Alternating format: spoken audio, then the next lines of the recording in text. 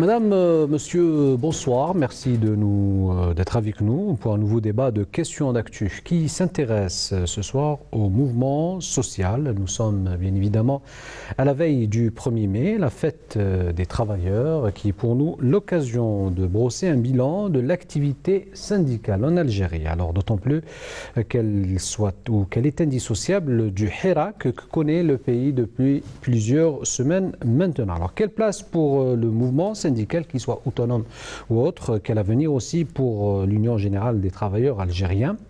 Alors des questions et bien d'autres que nous aurons le plaisir d'aborder ce soir avec nos invités. Il s'agit sans plus tarder du docteur Lias Marabat.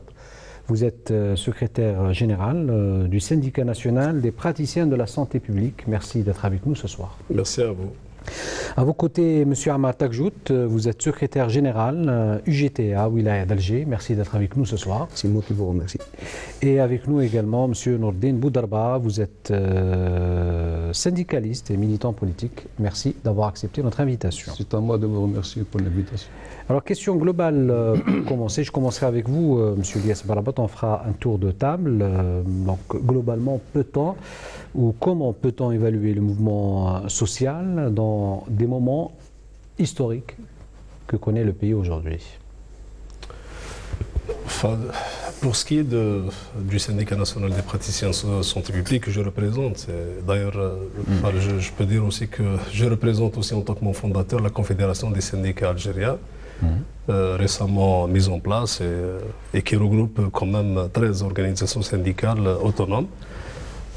Ce qu'on peut faire, ce qu'on peut dire surtout par rapport au mouvement populaire qui se poursuit depuis le 22 mai, mais qui a commencé bien avant pour nous, je parle des syndicats autonomes, on est tout à fait dans notre élément et je pense qu'on est dans le prolongement du travail qui a été fait, qui a commencé, ça fait des années, pendant des différentes organisations syndicales, dans les différents secteurs, là où on est structuré, là où on est présent, mais aussi dans des espaces qui nous ont rassemblés au nom de plusieurs intersyndicats, que ce soit dans les secteurs, mais aussi nous avons réussi à transcender cette organisation pour aller rassembler des organisations syndicales dans différents secteurs et nous avons déroulé ensemble des plateformes de revendication donc sur des questions qui concernaient plusieurs secteurs à la fois, des questions qui relevaient pas des secteurs mais où on était structuré, on était présent, mais surtout d'une autorité plus haute. Donc c'était soit le Premier ministère ou carrément les services de la présidence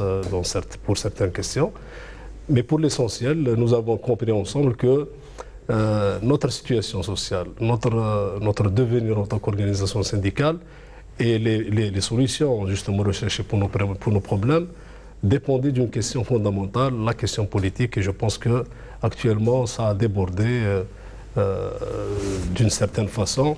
Et on est tout à fait confiant qu'à travers ce qu'on est en train de vivre en tant qu'Algérien. Autrement, les syndicats peuvent avoir des revendications politiques. Je parle de la vôtre notamment.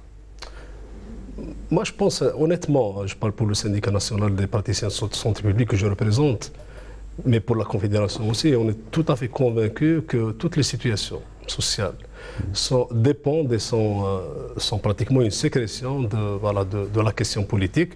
Lorsque je parle de la question politique, c'est les libertés, c'est les entraves, c'est les pressions qui sont exercées sur ces organisations, soit pour se constituer, soit pour fonctionner correctement, mais aussi au niveau du dialogue, un dialogue qui est proposé au syndicat autonome que nous sommes, qui n'est pas celui justement que nous souhaitons, c'est-à-dire un dialogue et une négociation pour nous qui puisse permettre d'aborder toutes les questions sans exclusion,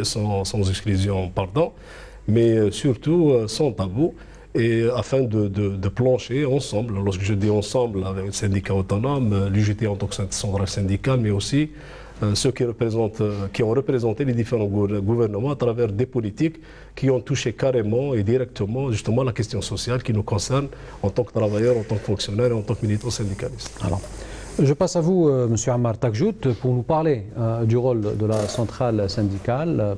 Peut-on dire qu'elle a une place dans ce hirak? À travers ses affiliés, à travers les travailleurs, oui. On ne peut pas dire qu'elle est coupée de ce mouvement populaire. C'est pas la centrale en tant que telle, ce n'est pas la structure de l'organisation en tant que telle, mais en tant que mouvement des travailleurs, oui.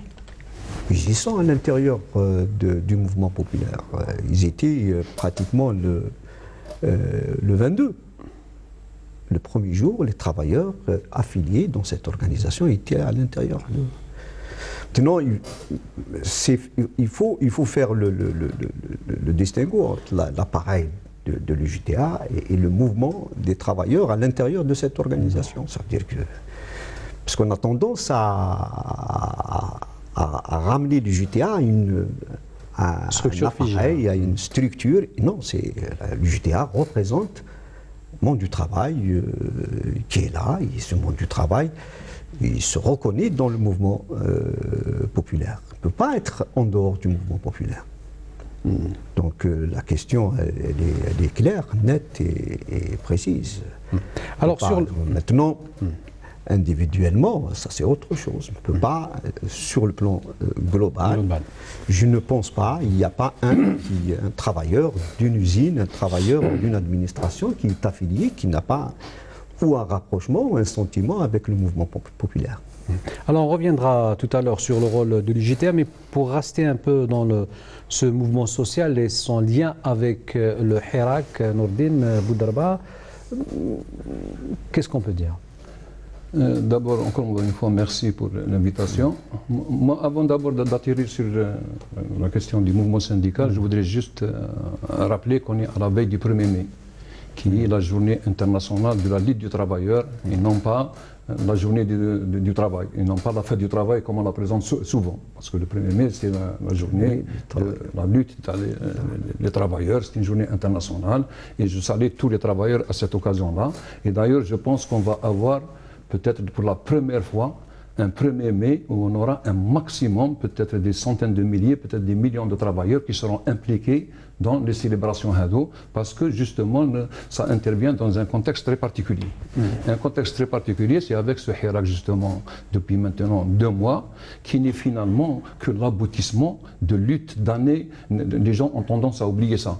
Parce que le ras-le-bol ou le Hirak, si vous voulez, c'est l'aboutissement de luttes qui ont été menées par beaucoup de mouvements, d'abord des syndicats qui étaient à l'avant-garde, je le dirais sans hésitation, et des associations, des militants pour une Algérie meilleure que ce qu'elle est. Et peut-être je vais vous étonner. Moi, avant de revenir au syndicat, je voudrais dire un mot. Où est-ce qu'on en est avec le Hirak? Parce que beaucoup de gens maintenant, lorsqu'on lit la presse, lorsqu'on voit la télévision, lorsqu'on écoute la radio, on dirait qu'on est dans l'impasse, qu'on est dans une crise, que l'Algérie n'a pas d'avenir. Ma lecture personnelle, c'est que ce Hirak-là, à ce jour, après 2 mois, a enregistré des victoires éclatantes qui étaient, que personne ne pouvait imaginer, ça fait 2 mois. Le 22 février, personne ne pouvait imaginer aujourd'hui. Si je devrais dire juste quelques mots, parce qu'on peut faire toute une émission sur ça. Mais aujourd'hui, la première grande victoire, c'est que l'Algérien a cassé d'abord l'image internationale de l'Algérie. D'abord, l'Algérien qui est fataliste, de l'Algérien fataliste, qui ne s'occupe pas de construire son avenir, qui est en train de lutter. Cette image-là, elle a été cassée. La deuxième image, ils ont cassé l'image de l'Algérien violent, l'Algérien individualiste, dans lequel la politique économique, sociale du pays a voulu le confiner dans l'individualisation des rapports sociaux, dans l'individualisation des rapports de travail, dans le principe de chacun pour soi, le Dieu pour tous. Ça a été la politique qui a été menée jusqu'à maintenant. Et tout d'un coup, vous avez des millions d'Algériens qui sortent et qui disent non, le peuple algérien, il est toujours là avec les valeurs de générosité, de fraternité et de solidarité. C'est-à-dire c'est la victoire de l'Algérie solidaire et ça donne beaucoup d'espoir pour l'avenir et c'est une très grande victoire du Hirak. Et quels sont les acquis dont vous parlez? Ça c'est le deuxième acquis, le fait que les Algériens aujourd'hui représentent un véritable potentiel pour l'avenir parce que l'Algérie, l'avenir il va être construit avec ça. Sur le plan syndical, aujourd'hui, la victoire Vous savez, ils sont deux là, l'UJTA, le frère Marabat, les syndicats autonomes. Je connais les deux parce que moi j'ai été militant, j'ai été dirigeant au niveau de la Fédération des pétroliers pendant longtemps, dans les années 90, dans le cadre de l'UJTA. Et j'ai accompagné nos frères syndicalistes, les syndicats autonomes, je les ai accompagnés dans le cadre de leur lutte depuis des années maintenant. J'ai animé beaucoup de journées d'études, et je peux dire qu'aujourd'hui, si M. Mirabat a parlé tout à l'heure de la confédération syndicale des syndicats algériens aujourd'hui, ça, je considère que c'est une victoire du Hirak. Parce que juste avant le 22 février, le gouvernement avait refusé d'enregistrer et de reconnaître la confédération syndicale. Et anormal, c'est-à-dire c'était illégal de ne pas les reconnaître. Il avait reconnu le FCE, le syndicat du patronat, et il avait refusé de reconnaître les autres. Et aujourd'hui, M. Mirabat, avec ses amis, il parle en tant que confédération, et ça, c'est une grande victoire concrète du Hirak, et c'est avec ça qu'on va construire l'avenir.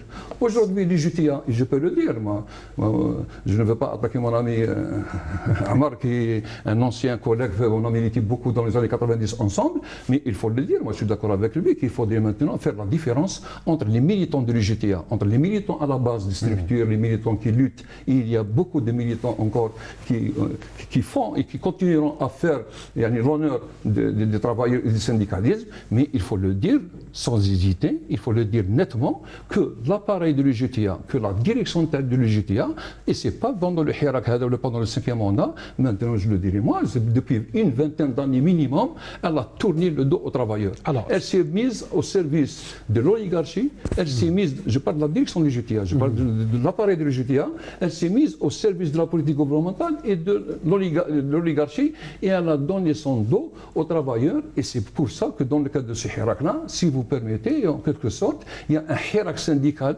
dans le Hirak Chabi qui s'est créé, c'est pour se réapproprier l'UJTA, parce que les travailleurs dans la nouvelle Algérie qui se dessine, et avec justement l'offensive des forces libérales et des forces de l'argent, et avec l'oligarchie qui veut maintenant se redéployer en Algérie, les travailleurs ont besoin d'une UJTA très solide, très unifiée, très puissante, et elle a besoin, comme elle a besoin des syndicats autonomes pour affronter cette avenue. Vous avez parlé justement de l'UJTA, M. Takjout est avec nous ce soir, peut-être pour répondre aux propos de M. Nourdine Boudarba concernant cet antagonisme qui existe entre la base de l'UJTA et sa direction.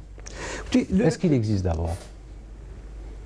Ça dépend, chacun peut faire une lecture à sa manière. Quand on est dedans, on a une lecture, quand on est à l'extérieur de l'organisation, on a une autre lecture. Donc ce n'est pas simple. C'est vrai qu'il y a aujourd'hui, je sais pas, moi je n'aime pas répondre, mais je donne une appréciation. C'est vrai qu'aujourd'hui, chacun d'entre nous a été rappelé à la réalité du terrain social, économique. Et c'est vrai qu'aujourd'hui, on est interpellé par rapport à la nouvelle donne politique qui sera demain. Et la nécessité de changer, elle est là.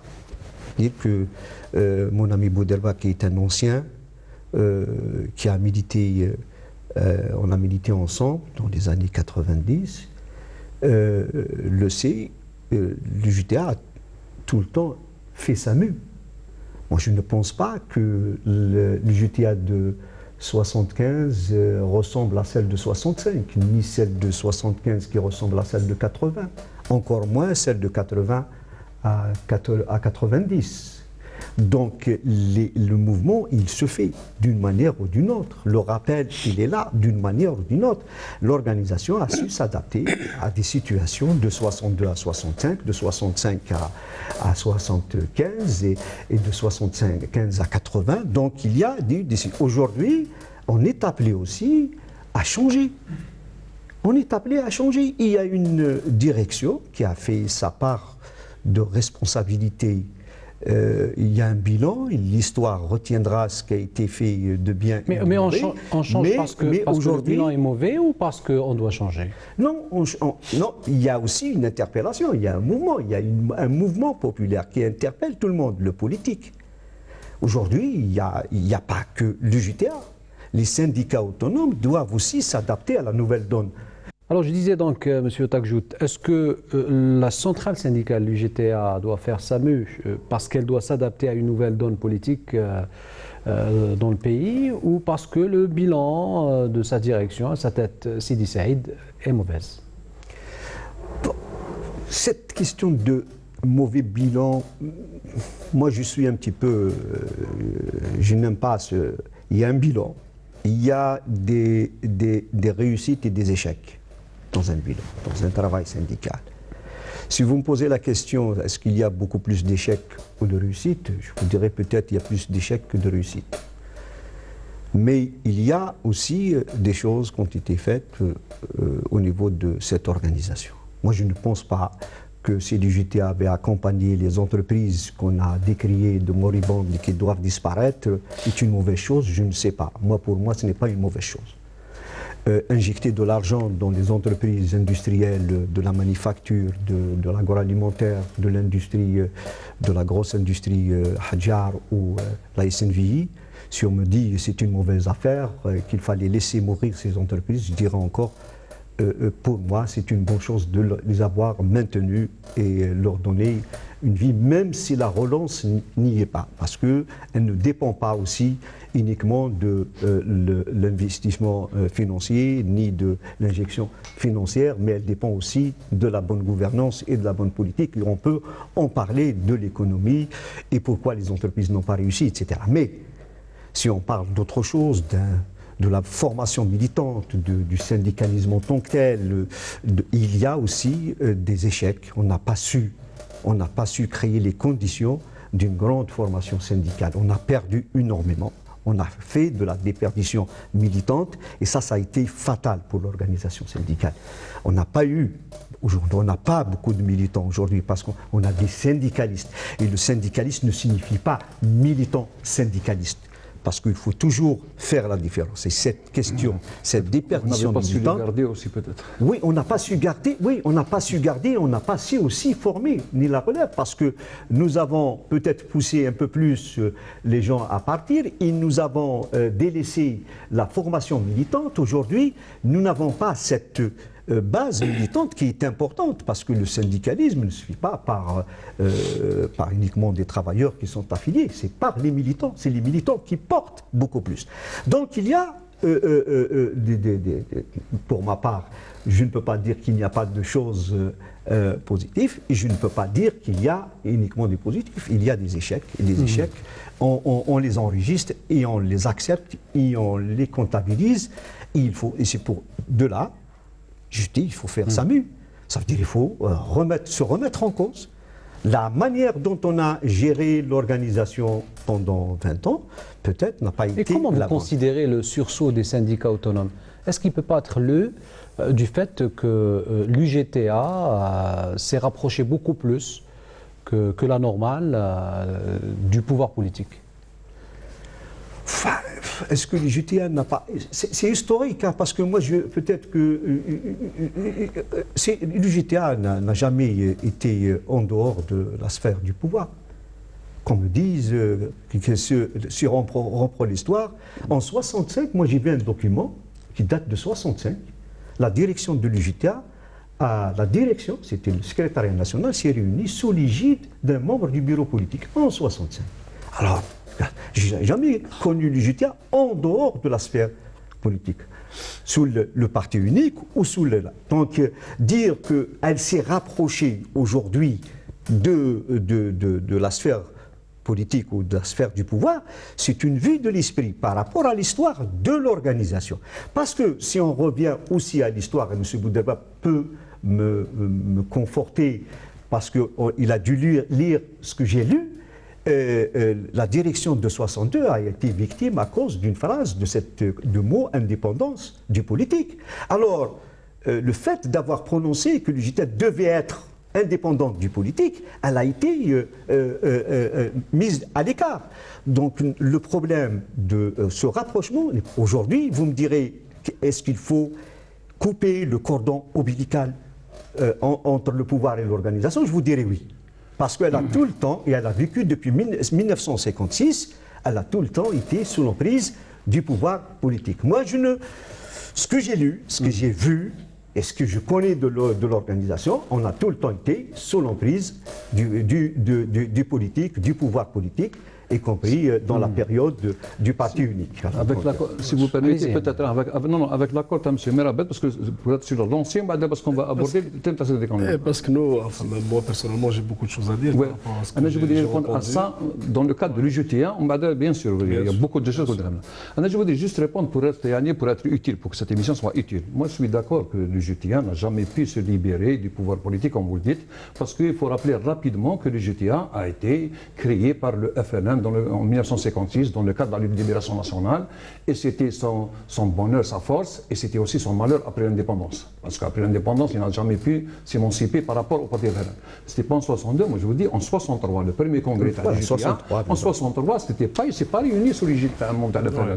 Non, 65, je dis 65. Non, 65, elle a récupéré, au contraire, ils ont eu un peu d'indépendance. C'était en 63, le premier congrès de 63, où le FLN a envoyé des barbouzes dans le congrès du FLN avec des marteaux, avec des armes blanches. Et le secrétariat national de l'UGTA, ils ont placé des secrétaires nationaux qui sont à la solde de la direction politique du FLN. Et c'est vrai que depuis, je ne vais pas rentrer dans le détail, 65 ils l'ont un peu récupéré, 68 avec la Fesbéry, l'UGTA, au contraire, elle est revenue dans le giron du FLN. En 74, c'était la même chose. 78, ça a été l'article 120 qui est imposé d'avoir la carte du FLN. Bon, tout ça, je suis d'accord avec ce qui s'est passé. Mais par rapport... Moi, j'ai participé à des grandes luttes. Vous savez ce qui s'est passé dans les 90. On a mené des grèves à 50 000 travailleurs, 3 jours de grève, 10 jours de grève. Et moi-même, j'ai été victime d'abord de la bureaucratie syndicale à l'UGTA avant d'être victime de l'administration. J'ai fait de la prison, j'ai fait le contrôle judiciaire et l'UGTA m'avait suspendu au lieu d'aider les syndicalistes dans les années 90. Et je vous rappelle, enfin je te rappelle, mon ami Ahmad, dans le congrès de 2000, on s'est assis pendant 4 heures dans la salle et on a eu une discussion pendant 4 heures sur les déviations de l'UGTA. Exact. En 2000, le congrès, je vous rappelle. Ouais, on ne s'est pas vu beaucoup après, mais en 2000, on avait quand même. Mais depuis 2000, depuis ce jour-là, jusqu'à aujourd'hui, ce n'était pas le fait que l'UGTA n'a pas pu s'émanciper du pouvoir politique du FLN, bien qu'en 90, congrès de 90, organiquement, elle s'est émancipée. Mais politiquement, non, puisqu'elle a continué à soutenir. Mais ce qui est grave depuis 2000, ce n'était pas qu'elle était liée ou elle suivait les trucs politiques, mais c'était plus grave parce que n'oubliez pas qu'en 90, on a eu la création d'une oligarchie, des gens en Algérie, et l'UGTA s'est mis au service des forces de l'argent, elle s'est mis au service de l'oligarchie contre les travailleurs. Je vous rappelle que dans la tripartite de 2005, c'est l'UGTA qui a demandé à ce qu'on refasse le code du travail pour introduire un nouveau code du travail, et ce qui est plus grave, elle a dit pour l'adapter aux mutations économiques. C'est-à-dire qu'elle a tenu le langage du FMI, le langage de la Banque mondiale. Je vous rappelle que l'UGTA, en 1994, elle a soutenu le programme d'ajustement structurel du FMI de 1994 à 1998 et on connaît les résultats. Et moi, la grève TANA, justement, elle s'inscrivait dans ce cadre-là, vous en connaissez un bout. L'UGTA, le code du travail maintenant qui s'annonce et qui, grâce aux luttes des syndicalistes de base de l'UGTA et des syndicats autonomes, et c'est vrai, moi je dis, les syndicats de base de l'UGTA, mais aujourd'hui, si on a supprimé la retraite après 32 ans d'activité sans condition d'âge, c'est-à-dire avant l'âge de 60 ans, il ne faut pas oublier que c'est l'UGTA qui a demandé cette suppression. C'est la Fédération des retraités qui, chaque année, dit la tripartite, c'est l'UGTA qui le demande. L'UGTA, dans des tripartites, chaque tripartite qui venait, on parlait de tous les intérêts de l'entreprise privée, mais on ne parlait pas des intérêts des travailleurs. Le congrès de 2015, ça a été là. On a fait le pacte social de 2006, révision en 2010, révision en 2014, les 3 pactes ont beaucoup plus servi le patronat que servi les travailleurs. Et je terminerai avec ça. En 2015, c'était un congrès. Monsieur les travailleurs, c'est grave ce qui s'est passé en 2015. Ce n'était pas un congrès de travailleurs. Et vous-même, vous l'avez critiqué. Tu l'as critiqué, le congrès de 2015. Oui, c'était un congrès de patronat où vous aviez des patrons qui sont montés dans la tribune et qui ont insulté les travailleurs. Avec le discours, si on le voit quand même, ils ont insulté, c'est-à-dire sur un congrès de l'oligarchie. Donc c'est beaucoup plus grave que l'UGTA de s'adapter à des mutations économiques, des mutations politiques. C'est vrai que c'était vrai de 62 jusqu'à 2000. Mais à partir de 2000 jusqu'à maintenant, non, l'UGTA, elle a dévié et aujourd'hui, il est important que l'UGTA soit remis sur rail. Parce que je l'ai toujours dit, même dans les conférences, le frère Merabet peut en témoigner, j'ai toujours dit que l'UGTA recèle des militants honnêtes, sincères et qui doivent se réapproprier l'UJTA pour, avec les syndicats autonomes, former un véritable mouvement syndical au service de la classe ouvrière, au service du travail. Allez-y, M. Merab. Moi, si vous permettez, juste pour un petit peu me restituer dans le débat, parce que là, je suis dans un débat pour représenter l'exercice syndical autonome au nom de la Confédération des syndicats algériens et au nom du syndicat que je représente, le syndicat national des praticiens de santé publique. Et je le dis, l'histoire de l'UJTA jusqu'à une certaine date, c'est une histoire commune à tous les Algériens, commune à notre histoire révolutionnaire, et on en est très fiers. Par rapport au bilan de l'UJTA en termes d'exercice, je pense que ce n'est pas une priorité pour moi, je le dis de cette manière. Mais et je pense que c'est aux militants, aux adhérents de cette organisation de faire le point, de le faire dans des assemblées générales. Il faudrait redonner la parole aux travailleurs à travers ces assemblées générales, locales, au niveau des structures, au niveau des assemblées générales de Wilaya. Il faudrait voilà, qu'il y ait un débat qui puisse émaner justement de cette base, qui choisit ses délégués, qui les place au niveau de la hiérarchie des responsabilités, y compris au niveau central.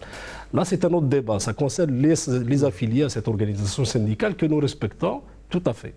Mais en termes d'expansion, mais surtout en termes de retentissement, sur le vécu des travailleurs, sur le vécu, sur la condition du travail, sur la condition socio-professionnelle de tous les Algériens, on est concerné directement. Parce que tout simplement, l'UJTA en tant que centrale syndicale, elle a été toujours dans les espaces de dialogue et de négociation, alors que nous avons été exclus de manière automatique, d'une manière continue, d'une manière assumée par les pouvoirs publics, il faut le dire, assumée aussi par cette centrale syndicale qui, au lieu d'élargir le front des travailleurs aux syndicats autonomes, a cautionné justement cette exclusion qui était une politique justement des gouvernements qui se sont succédés au niveau de cette tripartite. Cette tripartite, au nombre de 21 réunions pratiquement, durant les 20 années de Kharinado, il y avait une multitude d'organisations syndicales patronales, il y avait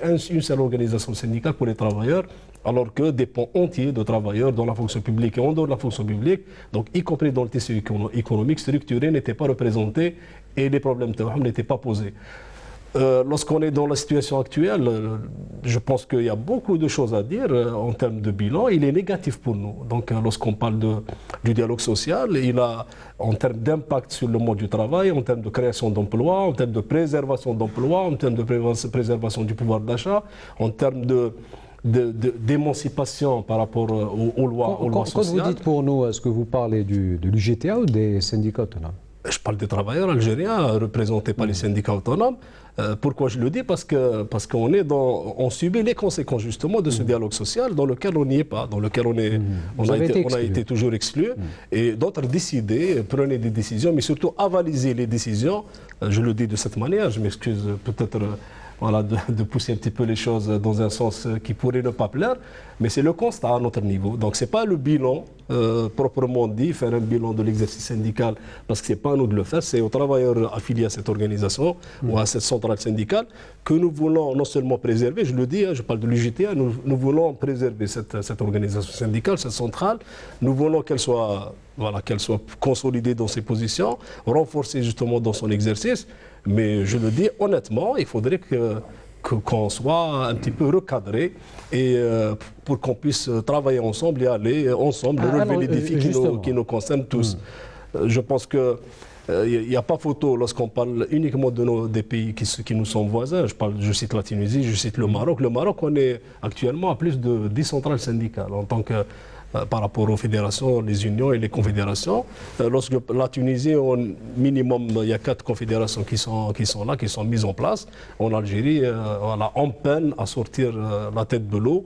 Et aujourd'hui, on est en train de parler d'une confédération qui est là, à côté de l'UJTA. On est en train de se construire et de s'installer, mais avec beaucoup de difficultés, beaucoup de contraintes, pour ne pas dire carrément un blocage. Et le blocage, il est politique. Il est d'ordre politique. Il n'est pas dans la conception de la réglementation, parce que la réglementation prévoit tout ça. Il n'est pas dans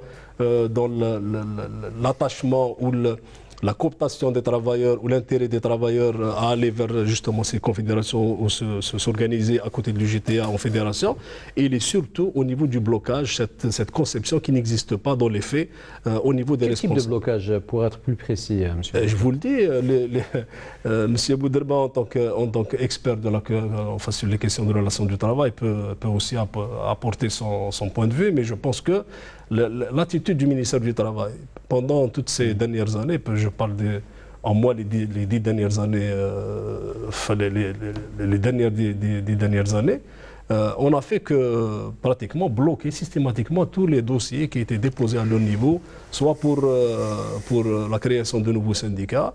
Et je pense que c'est un droit fondamental pour les travailleurs, s'organiser dans une section syndicale ou dans une organisation syndicale créée, ou aller se fédérer, donc fédérer plusieurs secteurs, ou dans le même secteur plusieurs sections syndicales, confédérer plusieurs secteurs dans une confédération ou une union syndicale. Et à chaque fois, les dossiers qui ont été déposés... Vous êtes pour une réforme de la législation pour aller vers un système déclaratif?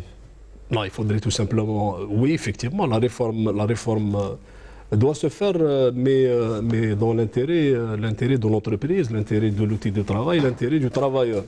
Voilà, donc, et pour pouvoir le faire, je pense qu'il faudrait associer les véritables représentants des travailleurs dans ces espaces de discussion, de dialogue et de négociation. Ce n'est pas le cas. Donc lorsque c'est d'autres qui décident pour nous, généralement, ceux qui décident, c'est ceux qui ont de l'argent, ceux qui investissent, et les gouvernants aussi. Donc lorsque ça se fait de cette manière, ça se fait aux dépens des travailleurs, aux dépens de l'intérêt des travailleurs et de l'outil de travail. Alors, M. Takjout, on essaie de sortir de cet antagonisme UGTA, syndicat autonome. Pensez-vous que ce qui se passe aujourd'hui dans le pays, qui est historique, peut nous sortir de ce schéma? Je n'ai pas compris votre question. Alors, il y a un antagonisme syndicat autonome UGTA qui dure depuis plusieurs années pour des considérations que vous connaissez tous. Alors, est-ce que ce hirak, ce mouvement populaire, peut apporter une solution à ce schéma, à cet antagonisme qui existe entre... Je pense qu'il a déjà apporté des réponses. Si Bouderba tout à l'heure disait qu'il y a un acquis... Je veux votre avis, monsieur. Oui, je vous le donne, à mon avis, mais je reprends un petit peu ce qu'il a dit tout à l'heure en disant qu'il y a au moins un acquis, c'est celui de la reconnaissance de la Confédération syndicale autonome. Donc, il y a cette reconnaissance. Maintenant, comment on doit voir un petit peu cet avenir proche? C'est de le voir ensemble. Tout à fait. C'est de le voir ensemble. Ça veut dire, en dehors de cette marche d'ensemble de front commun, il n'y a pas d'autre démarche. Un syndicat équivaut à un autre syndicat. Ça veut dire qu'un syndicat, c'est une concertation de tous les jours, c'est un contact de tous les jours, c'est un échange de points de vue et d'analyse de la situation économique et sociale. Ils ont leur parcours, nous avons le nôtre. Ils ont leur expérience, nous avons la nôtre. Et on peut faire... Vous avez des moyens que nous n'avons pas. Exact. Nous avons peut-être les moyens. Beaucoup de moyens que nous n'avons pas. Donc, nous pouvons travailler ensemble. Je pense que l'objectif étant de répondre un petit peu à cette demande des travailleurs, d'être représentés et de porter leur voix quand il faut, ce n'est pas autre chose. Ça veut dire, voilà comment on voit maintenant. Le reste, c'est un chantier, parce que la question aujourd'hui peut-être... Je pourrais dire même que sur le plan syndical, on peut faire avancer les choses plus vite encore, puisqu'on est à la veille d'un congrès, puisqu'on est à la veille du congrès de l'UGTA, donc qui se tiendra le 21 et le 22 juin. Si on sort avec une direction, une nouvelle, une refondation de cette organisation, d'autres méthodes d'organisation, de structuration, on pourra aller plus vite encore que le politique. Parce que moi, ce qui m'inquiète aussi, c'est cette réappropriation politique. Est-ce que vous prévoyez un changement radical à la tête de... Enfin, je ne parle pas de la tête de l'UGTA uniquement, mais je parle des structures. Il est nécessaire, de mon point de vue. Moi, je suis responsable de la wilaya d'Adjé, je vais participer à ce congrès. Je ferai en sorte que tous les gens qui sont à l'extérieur et qui ont la validité de leur mandat d'intégrer l'organisation et d'intégrer le congrès, parce que c'est faux, on ne peut pas faire un congrès à l'extérieur, on ne peut pas faire les choses à l'extérieur, il faut qu'il soit à l'intérieur, il le faut, c'est nécessaire. Et le congrès, je pense qu'il faut un changement, parce que sans le changement, on ne pourra pas aller plus loin. Et encore, nous aurons aussi à faire un travail très très difficile et très pénible pour remettre un petit peu de l'ordre, parce que si vous disiez tout à l'heure 20 ans d'activité de syndicale qui ne correspondait pas à la réalité sociale et économique, ne peut pas se faire en espace d'un congrès d'un jour, mais c'est un travail aussi qu'il faut apporter à l'intérieur. Mais quelles sont les difficultés que vous prévoyez, M. Takjot? Les difficultés, c'est qu'il y a ceux qui sont dedans qui ne veulent pas sortir, et ceux qui ont été dedans et qui sont dehors qui veulent rentrer, et la troisième voie peine à trouver ses marques. Donc le changement se fera avec cette troisième voie. Le changement se fera avec ces syndicalistes, ces travailleurs de base dans les secteurs d'activité. Parce que le drame de cette organisation, il y a ceux qui sont dedans et qui ne veulent pas partir. Et ceux qui étaient dedans et qui sont allés à l'extérieur, qui veulent rentrer. Alors il y a quelque chose d'extraordinaire. Moi, quand je vois un petit peu la chamaillerie qui existe, eh ben, c'est des gens qui ont fait 30 ans, 40 ans dans l'organisation, qui sont dehors, qui manifestent pour... Alors la troisième voie, il est nécessaire. Il faut permettre aujourd'hui aux travailleurs de se réapproprier leur organisation. Il n'y a pas d'autre solution. Allez-y, M. Dara. Juste avant de lui répondre, tout à l'heure, je n'avais pas terminé sur un point, quels sont les acquis du Hirak. Il y avait un point qui est important quand même, le Hirak, le système Bouteflika, pratiquement, il est en voie d'effacement total, et c'était inimaginable à la veille du cinquième mandat, à la veille de la cinquième mandature. Et aujourd'hui, pour moi, ça c'est une conviction pour moi, le problème, il commence à être mal posé sur la scène. C'est-à-dire qu'aujourd'hui, j'aimerais que tout le monde se concentre sur comme si c'était une lutte de succession. Pousse-toi que je m'y mette. Alors que c'est tout ce qu'on est en train de discuter depuis tout à l'heure, c'est ça qui est le garant de l'avenir. Pour moi, une confédération syndicale consolidée, une UJTA réappropriée par les travailleurs, elle présente 1000 fois plus de garanties pour le pays, pour l'économie, pour le social, pour les travailleurs, qu'un nouveau président ou qu'un nouveau gouvernement. Parce qu'il ne présente aucune garantie par rapport à ces instruments de l'avenir. Ça, c'était juste pour préciser sur le fait. Maintenant, pour revenir à l'UJTA. Pour revenir à l'UJTA, c'est vrai que les enjeux maintenant ils sont importants. Ils se posent aussi bien pour les syndicats autonomes que pour l'UJTA, parce que le monde social, il vit aujourd'hui, il est à la croisée des chemins. Juste pour rappeler une chose, pour donner un contenu concret, il faut dire qu'aujourd'hui, nous avons un SNMG. Le SNMG, les salaires sont les plus bas du bassin méditerranéen, et aujourd'hui, le SNMG n'équivaut même pas à 500 kg, le SNMG journalier n'équivaut même pas à 500 grammes de viande par jour. Nous avons les plus bas salaires. Le SNMG n'a pas bougé depuis 2012. Et l'UJTA, depuis 2012, ça fait 7 ans, elle n'a jamais posé le problème des salaires et du SNMG, alors que chaque tripartite, on est arrivé, on a multiplié. Maintenant, on a 2 tripartites par année. 2 tripartites, et à chaque fois, c'est les cadeaux fiscaux pour l'oligarchie, c'est les cadeaux pour Sahab Shkara, et c'est ça le bilan de l'UJTA aussi. Aujourd'hui, moi, vous parlez de troisième voie, effectivement, moi, aujourd'hui, vous avez dit qu'il y a ceux qui sont à l'UJTA qui ne veulent pas partir. Bien sûr, ils se sont enrichis. Le canton of l'UJTA aujourd'hui, je parle de la direction, et vous-même, tu l'as dit. Aujourd'hui, quand on prend le principe d'où tu tiens cela, c'est-à-dire, je vois qui se sont enrichis sur le dos des travailleurs et qui n'ont rien fait quand même. Qu'est-ce qu'ils font? Des gens qui n'ont jamais rien donné, qui se sont enrichis, devenus des millionnaires, des milliardaires pour certains. Qu'est-ce qu'ils font dans l'organisation? Maintenant, c'est vrai qu'il y a des gens qui n'ont absolument rien donné, qui étaient des secrétaires nationaux, qui étaient des anciens députés, qui étaient ministres, et qui sont à l'extérieur et qui veulent aujourd'hui surfer sur la vague pour essayer de revenir. C'est pour ça que j'ai toujours dit que ce n'est pas une affaire de ce DCAS, ce n'est pas une affaire du secrétaire national. C'est une affaire du système UJTA qui doit changer, et à leur tête, le secrétaire national et le DCAS qui portent toutes les responsabilités. Pour ça, j'ai redonné la parole à la base. Entièrement d'accord avec tu sais bien, Amar, que j'ai fait un appel. Moi, je suis contre j'ai fait un appel que le congrès l'UJTA, pour que les travailleurs se réapproprient l'UJTA, il faut qu'il soit un congrès de la base. Et moi, je dis que le congrès qui a été fait aujourd'hui, qui est programmé pour le 21 juin, il ne recèle pas en son sein ni le potentiel, ni les capacités pour faire ce congrès de changement dont tu parles. Impossible qu'il y ait une réussite quand même, parce qu'aujourd'hui, l'enjeu pour l'UJTA, c'est entre un congrès des structures, que ce soit les anciens qui sont à l'extérieur qui veulent revenir, que ce soit les Ramdakh et entre un congrès des travailleurs. Et l'enjeu, il est à ce niveau-là. Je dis que d'abord, politiquement, syndicalement, la direction actuelle de l'UJTA est disqualifiée. Disqualifiée pour préparer un congrès. Il y a des militants sincères. Il faudrait revenir, il faudrait faire une coupure et revenir à la base pour préparer le congrès. Et c'est une erreur fondamentale. Et c'est une erreur qui va à une impasse. Mais est-ce que cela ne va pas prendre un peu plus de temps? Justement, pour moi, le congrès, c'est un échec déclaré. C'est comme l'histoire de l'Hirak al-Watani. Ils voulaient le Hirak Shabi, c'est la même chose. Dire le 21. Le 21, moi, je dis que l'UJTA ne va rien résoudre, elle va compliquer les choses dans 2 mois. D'abord, parce que la direction qui va aujourd'hui le préparer, elle est disqualifiée par les travailleurs. Il n'y avait qu'à voir le 17 avril, le rassemblement, et vous allez voir le grand rassemblement qui va y avoir lieu le 1er mai. Le 1er mai, il va y avoir un rassemblement beaucoup plus important que celui du 17, à tel point que la direction du GTA avait programmé des festivités pour les gens du peuple et elle les a annulées. Elle les a annulées parce qu'elle sait qu'est-ce qu'il y aura le 1er mai de la part des travailleurs.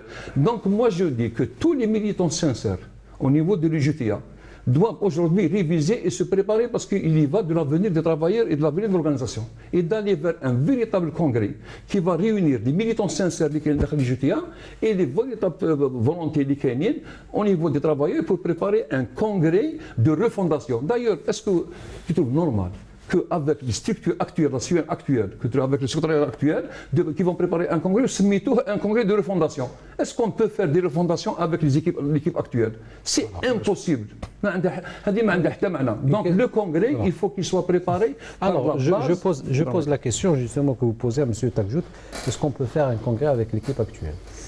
Ça dépend. L'équipe, si on la réduit au secrétaire général, au secrétariat national, je dirais non. Mais si elle est élargie à des structures de base, que ce soit verticale ou horizontale, moi je peux dire qu'il y a des potentialités. Il peut y avoir un travail. Peut-être que ce n'est pas à 100%. Et on ne réussira jamais une refondation ni un changement à 100%, même si on doit le tenir dans 1 année ou 2. Ça veut dire qu'il faut un commencement à tout. Il faut un congrès. Il faut qu'il y ait aujourd'hui une participation de la base. Il faut veiller à ce que la base participe à ce congrès. Que les congressistes soient l'émanation de la base. Mais ce n'est pas ce qui se fait. Non, non. Je vous rassure, moi j'ai demandé à des amis syndicalistes qui sont à l'extérieur de leur demander de venir, de participer à une réunion très prochaine de 3-4 jours, de venir et de participer. On doit mettre le dispositif, je dirais, au centre. Et la wilaya d'Alger, c'est la plus importante, et le centre, c'est le plus important. Si on réussit le dégagement des congressistes à la base, au centre, nous avons réussi plus de 50% de ce congrès. Je le dis comme ça. Mais dire qu'on ne peut pas et on ne fait rien, moi je vous dirais, parce que à quel niveau on peut te répondre quelque chose qui concerne la ville d'Alger spécialement. Pourquoi vous n'allez pas réussir? Pourquoi vous êtes sur la mauvaise voie? Et concernant la ville d'Alger, il y a une décision, une décision que d'abord, je ne vais pas m'attarder sur ça, mais déjà ça part mal parce que l'UJTA et la CEN, elle est passée sur les statuts, sur la réunion de la CEN, elle est antistatutaire. Vous savez bien que les délais ne sont pas respectés. Il faut 1 mois, il faut envoyer les dossiers quand les gens ont été convoqués la veille pour la CEN. Et le congrès, les statuts, les 3 mois pour le. Les 3 mois pour le congrès. Mais je reviens à l'Union de Wilaya. À l'Union de Wilaya, j'aimerais bien que vous me dites ce que vous voulez. Mais il faut, à une situation exceptionnelle, des mesures exceptionnelles. Y compris antistatutaire. Comment antistatutaire? Vous l'avez convoqué 2 mois avant. C'est pas vrai. Il y a des gens qui se sont mis à l'extérieur en train d'appeler à un congrès extraordinaire. Ils ont appelé au départ de Sidi. Soyons sérieux, soyons cohérents. Si on avait demandé le départ de Sidi Saïd, imaginons que Sidi Saïd a démissionné. Qu'est-ce que nous allons faire? On ne peut pas appeler à une CEN le lendemain. Soyons sérieux. Ne dites pas il faut 2 mois, 3 mois. Ça, c'est dans un cours normal. Il y a une demande pressante de la rue, des syndicalistes d'or qui demandent un congrès extraordinaire, qui demandent le départ d'un secrétaire général, et quand on dit, écoutez, on se réunit demain, on règle le problème, et on dit que c'est le stratégique. J'ai dit ce que j'ai à dire, c'est important pour le d'Alger, parce que ça, c'est un exemple qu'on peut généraliser au niveau de l'Algérie. C'est important, M. Boudouin. Mais c'est pas un problème de... Non, l'Aouia d'Alger, pour le congrès. Oui, c'est pour Raya. Pour Raya, il y a une union locale qui avait à sa tête Wahed, qui n'a pas fait son congrès depuis 1996, je dis bien 23 ans, et qui a été depuis 23 ans de ce congrès, qui est parti, ça fait 3 ans, il est disparu de la nature, et parce qu'il est parti à Oran, il s'est réuni comme Raya, toutes les sections syndicales qui étaient affiliées à Rouiba, vous les avez attachés à Rouiba, il travaillait très bien à Rouiba, il se reconnaissent très bien. Vous avez pris une décision de diviser pour affaiblir Rouiba, si vous permettez. Activé au détriment de l'UGT. Ça, c'est un détail. C'est pas ça, c'est on prend c'est un détail. Moi, s'il faut avancer, Raya, il faut faire son congrès, il faut le donner aux travailleurs. Il faut que Raya soit c'est pas ce que vous avez. Si vous permettez. Comment c'est parce que c'est un comité de préparation de congrès, c'est pas ce que j'ai fait. J'ai mis secrétaire général dans la tête de l'Union locale. Le problème, moi, je pense qu'il ne faut pas se focaliser sur des détails qui ne rime à rien. Est-ce qu'on doit y aller pour régler le problème de l'organisation et faire un congrès responsable, oui ou non? Allez-y, monsieur. Non, moi je prends acte en tant que militant syndicaliste qui a de sérieux problèmes au niveau de... ce qu'on a compris de M. Boudraba, c'est qu'il faut une période de transition. Voilà. Donc, et les propos de M. Takjout, il te dit qu'il faut répondre à une urgence. C'est fait par l'extérieur. Moi j'ai dit que la direction de l'UGT est disqualifiée. Moi je ne peux que réitérer ma position en tant que représentant de la Confédération des syndicats algériens et d'un syndicat autonome, que c'est malheureux de se retrouver dans cette situation de révolution populaire, pacifique, lorsqu'on parle du harak. Les linguistes pour la langue arabe, ils nous disent c'est plus juste de dire harak que hirak, le mouvement. En arabe, c'est harak. Donc j'essaie un petit peu de me rappeler la remarque qui m'a été faite. Donc c'est malheureux de se retrouver en tant qu'organisation syndicale un petit peu disloquée, un petit peu en décalage avec la situation nationale. Là, je le dis de cette manière, c'est malheureux parce qu'en principe, dans une révolution pareille, les organisations syndicales, le monde syndical, en principe, il est à l'avant-garde. Je dirais pas convoyeur, mais au moins organisateur, encadreur, accompagnateur, facilitateur au niveau de la négociation, parce qu'on va arriver à une situation où on doit négocier, faire des propositions. Je vous rappelle que les revendications ne sont pas vraiment sociales, elles sont politiques. La revendication, elle est politique aujourd'hui, bien sûr, elle est politique, et c'est tant mieux. Je parle de l'élan populaire. C'est tant mieux, mais passer cette phase, les Algériens vont poser le problème du chômage, vont poser le problème de l'allocation touristique, vont poser le problème du ramadan et le koufa, vont poser le problème du logement et du transport. Donc la question sociale et économique, elle est indissociable, elle est liée directement à la question politique. Donc, et c'est tout ce que nous l'avons répété durant tout ce temps-là. Pourquoi les syndicats autonomes ne sont pas dans la tripartite? On nous répondait à travers des déclarations farfelues, il faut le dire, au nom de responsables, de différents responsables, en nous expliquant que les syndicats autonomes, la plupart sont dans la fonction publique, et dans la tripartite, on est en train de discuter de questions économiques, et donc ça ne les concerne pas. Donc c'était pratiquement nous ridiculiser à travers des déclarations qui n'auraient pas les responsables qui étaient derrière. Donc, les situations sont intriquées, sont interdépendantes, et je pense qu'aujourd'hui, au cœur de cette révolution populaire, pacifique, il y a les jeunes. Et les jeunes ont le droit de rêver, ont le droit de travailler, mais aussi le droit de rêver à être dans un monde meilleur. Le monde meilleur, c'est la question sociale, c'est le loisir, c'est le travail, c'est pratiquer du sport, c'est pouvoir se projeter et investir dans son pays, c'est faire du tourisme, c'est se marier, avoir un logement, avoir une petite famille. Donc, est-ce qu'ils sont vraiment présents, nombre dans la lutte syndicale aujourd'hui? Voilà, c'est ça le problème. Je veux arriver à ça. Ces jeunes, justement, sont un petit peu je dirais, désaveu le monde syndical et l'activité syndicale, parce que tout simplement, on est dans ce débat depuis un certain nombre d'années. Donc, on est dans une configuration syndicale qui fait dans la politique des gouvernements, qui a produit des échecs sur le terrain et les gens ressentent ça, et voilà, autour d'eux, et le vivent au quotidien. Et aujourd'hui, alors qu'on est dans cette situation où on est en ébullition, c'est une évolution bien sûr qui a débordé dans la rue, voilà, qui porte sur des questions qui nous concernent tous en tant qu'Algériens. L'essentiel pour nous, je parle de l'exercice syndical, il est en déphasage avec la situation actuelle, il est en déphasage avec les revendications qui sont posées. Mais je vois encore une fois que au niveau de l'approche syndicale, je m'excuse du terme, je ne veux pas focaliser et parler de la situation du GTA, mais c'est un fait. C'est un fait parce que voilà, c'est une centrale syndicale qui a ses moyens, qui a ses ramifications, qui a son organisation. Je le dis, c'est une situation qui est tout à fait différente de la nôtre, tout simplement parce que nous avons été mis à l'écart, nous avons été sous pression, nous avons subi beaucoup d'entraves et beaucoup de situations de blocage qui a fait que nous avons été un petit peu en retard par rapport à la structuration et c'est aujourd'hui qu'on est en train de parler d'une confédération de syndicats algériens, donc une confédération autonome, alors que l'activité syndicale autonome elle a commencé dans les années 90 chez nous. Mais pourquoi jusqu'à aujourd'hui? La question, je ne peux pas répondre directement parce que c'est aux autorités de répondre.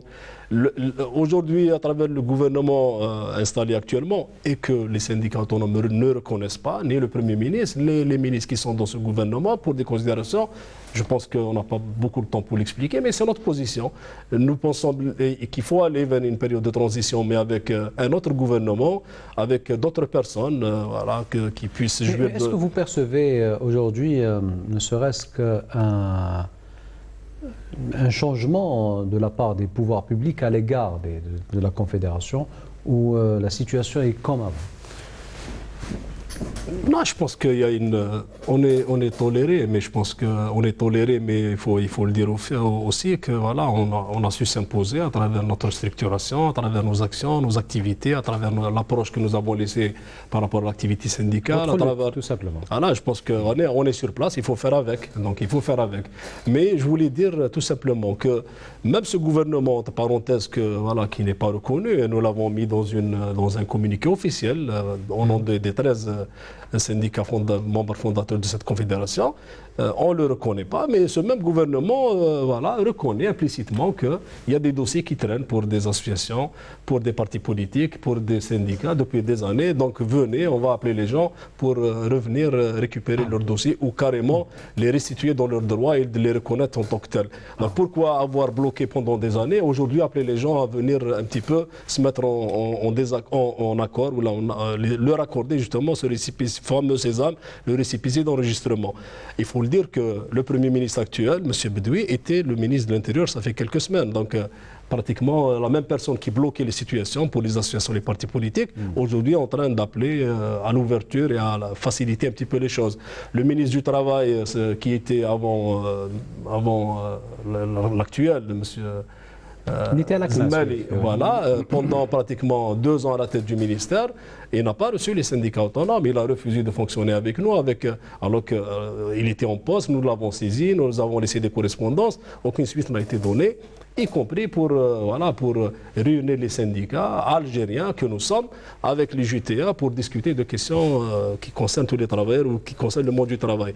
Donc lorsqu'on est dans cette configuration, lorsqu'on n'est pas prédisposé à reconnaître l'autre, lorsqu'on est dans un concept de négation absolue par rapport à des considérations qu'on ne peut pas ni accepter ni comprendre, je pense que nous avons raté l'essentiel. Et nous l'avons toujours dit et prédit, ça fait des années, si on continue, on le disait, si on continue de fonctionner comme ça dans la relation avec les syndicats et aller dans cette logique de ne pas reconnaître, on va arriver à une situation où la situation sociale va éclater et nous allons nous retrouver, population dans la rue, en face d'un pouvoir qui ne pourra pas répondre parce que tout simplement, il aurait cassé tous les relais et cassé toutes les soupapes et les conditions dans lesquelles, ou à travers lesquelles il pouvait négocier ou apporter des solutions à ces problèmes. Alors, malheureusement, on n'a pas été écouté. Aujourd'hui, on est dans cette situation. Alors, il ne reste pas beaucoup de temps, M. Boudraba et M. Takjout également. On va essayer de se projeter dans un avenir proche. Alors, le Hirak, avec sa pression pour les changements qui doivent aboutir, comment voyez-vous l'avenir de l'activité syndicale et son rapport avec le monde du travail, mais aussi avec le modèle économique qu'on va avoir après les débats du Hirak. Mon avis sur la question, si on examine aujourd'hui le Hirak, moi je pense que les travailleurs sont en avance sur leur syndicat. Avec tous les efforts. Si on examine aujourd'hui les travailleurs, pour répondre à votre question, aujourd'hui les travailleurs sont 8 millions de travailleurs. Si on compte 3 personnes par famille, c'est-à-dire chaque famille fait 3 personnes, les travailleurs, nous sommes 30 millions. C'est-à-dire le Hirak finalement c'est les travailleurs, c'est pas tout le monde. Déjà les travailleurs, chaque vendredi, c'est eux la majorité de le Hirak. Mais plus que ça, aujourd'hui, lorsque vous examinez, j'étais contre la grève non maîtrisée, non encadrée, grève illimitée, mais je trouve les grèves qui sont les travailleurs qui sont maîtrisés par leur collectif. Qu'est-ce qu'ils demandent? Non seulement ils adhèrent au Hirak, non seulement ils le changement, etc., mais ils posent leurs problèmes de salaire, leurs problèmes de conditions de vie, leurs problèmes, ils les posent dans des grèves. Aujourd'hui, vous allez au sud, vous allez à l'est, à l'ouest, au centre, les gens posent des problèmes, les salaires qui sont insuffisants. Moi, je vous pose une question peut-être un peu directe. Oui, Pensez-vous que les différents syndicats, notamment le syndicat autonome ou l'UJTA, peuvent apporter un plus ou une solution à la problématique de la représentation du Hirak? Justement, j'arrive à ça, justement. C'est-à-dire, j'arrive à ça. C'est-à-dire, lorsque j'ai dit que les travailleurs sont en avance. Parce qu'aujourd'hui, pour moi, je suis convaincu qu'aujourd'hui, l'enjeu pour le Hirak en matière sociale, en matière pour les travailleurs, c'est que pour les travailleurs, qu'ils le disent de façon intelligente ou qu'ils le disent de façon comme ça brute, c'est que la question, comme il a dit tout à l'heure, la question sociale est indissociable de la question démocratique. Mais il n'y a pas d'agencement. On ne peut pas dire aujourd'hui, on va résoudre d'abord le problème politique, le Messi, dès qu'on pose ces problèmes, alors que ça ne les empêche pas que les oligarchies, les experts qui ont accompagné ce pouvoir, qui ont accompagné ces oligarchies dans l'impasse actuelle, néolibérale actuelle, ils nous proposent des feuilles de route où ils nous disent que ce harak-là, c'est la victoire du capitalisme et c'est la victoire de la propriété privée. Chose que les travailleurs rejettent. Maintenant, comment je vois? Moi, je dis que partant du principe que la question démocratique ne peut pas être dissociée de la question sociale, il faut, je dis qu'au niveau des travailleurs, elle est audible et au niveau des syndicats, ils le disent. Moi, j'ai vu l'appel du Premier ministre à l'idée de la Confédération syndicale, j'ai vu le mouvement de réappropriation, les 5 inondés, la fédération qui est le leader, les communiqués, ils posent ce problème-là, mais ce n'est pas de façon très audible.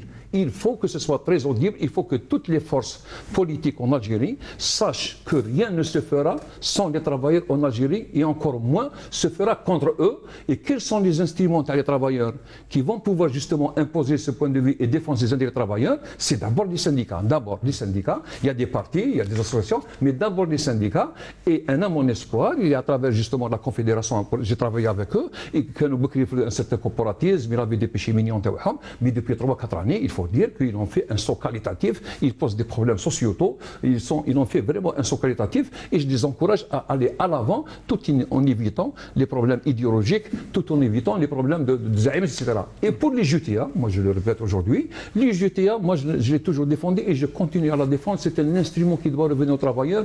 L'enjeu, c'est la réappropriation par les travailleurs. Il faut qu'il y ait un congrès qui soit préparé par la base et non pas ce congrès le 25 juin qui va aller à l'impasse et qui va peut-être briser les JTA pour l'avenir. Monsieur Nordine Boudraba, très difficile de reprendre la parole à un syndicaliste, mais malheureusement, je dois le faire car le temps nous est imparti. C'est malheureusement terminé. Alors, je vous remercie pour votre participation à ce débat autour du mouvement syndical avec le Hirak. Merci à vous également Monsieur Ammar Takjout, je rappelle que vous êtes secrétaire général de l'UGTA au niveau de la wilaya d'Alger. Merci d'avoir accepté notre invitation. Merci à vous également, docteur Lias Mrabat, président du syndicat national des praticiens de la santé publique. Merci à vous. Merci à vous également, madame, monsieur, de nous avoir suivis. En espérant vous retrouver la semaine prochaine pour un nouveau débat de questions à l'actu. Je vous dis au revoir et bonsoir.